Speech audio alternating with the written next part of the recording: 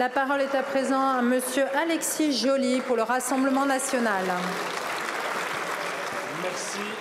Merci Madame la Présidente. Ma question s'adresse à Monsieur le ministre de l'Industrie et de l'Énergie. La stratégie industrielle de la France, si tant est qu'on puisse encore parler de stratégie industrielle, est une catastrophe de premier ordre. La situation de l'entreprise Photowatt, située à Bourgoin-Jallieu dans ma circonscription, est particulièrement éloquente. Cette entreprise pionnière dans la fabrication de panneaux photovoltaïques est un véritable fleuron national dans le secteur d'importance stratégique des énergies nouvelles et elle a été purement et simplement sabotée. Au lieu de soutenir Photowatt et de valoriser son savoir-faire reconnu dans le monde entier, les gouvernements successifs dont vous êtes les continuateurs l'ont totalement abandonné à la merci de ses concurrents asiatiques.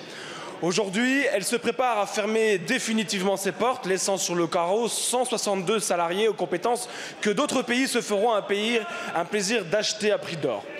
Ce sabotage de l'économie française est dénoncé par l'ensemble de nos capitaines d'industrie et restera l'un des plus grands scandales de notre temps. Le président de Michelin l'a d'ailleurs bien expliqué la semaine dernière au Sénat.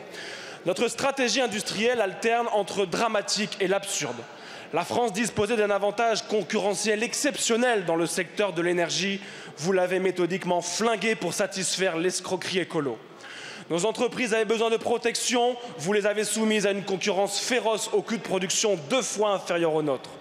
Elles avaient besoin de liberté pour produire et innover, vous les avez contraintes, brisées, écrasées de normes et de charges toujours plus lourdes. À l'heure où le monde entier est engagé dans une course à la domination économique, vous laissez la France se faire marcher dessus comme un paillasson en n'ayant pour solution à proposer qu'invoquer une Union européenne qui cherche à nous faire la peau. Face à ce scandale, Monsieur le ministre, que comptez-vous faire enfin pour stopper l'hémorragie et sauver ce qu'il reste de notre industrie nationale? Ou allez-vous encore vous contenter de gérer le déclassement et la destruction de l'économie française pour le plus grand bonheur de nos concurrents? Je vous remercie. Je vous remercie. La parole est à Monsieur Marc Ferracci, ministre de l'Industrie et de l'Énergie. Merci Madame la Présidente, Mesdames et Messieurs les députés, Monsieur le député Alexandre Joly. Je suis comme vous, attristé et déçu de la fin de l'activité de la filiale d'EDF Photowatt qui assemblait des panneaux photovoltaïques à Bourgoin-Jallieu.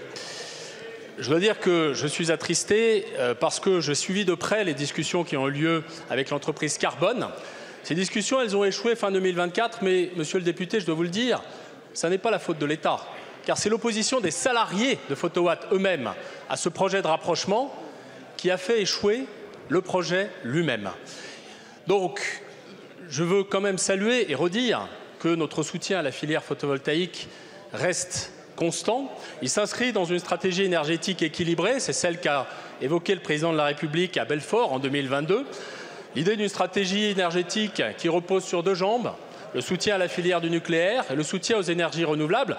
Et en soutenant Photowatt, eh bien, je dois également saluer votre soutien et l'adhésion de votre groupe à cette stratégie équilibrée, c'est-à-dire le soutien aux photovoltaïques et aux énergies renouvelables. J'avoue que ce soutien avait pu m'échapper dans le passé.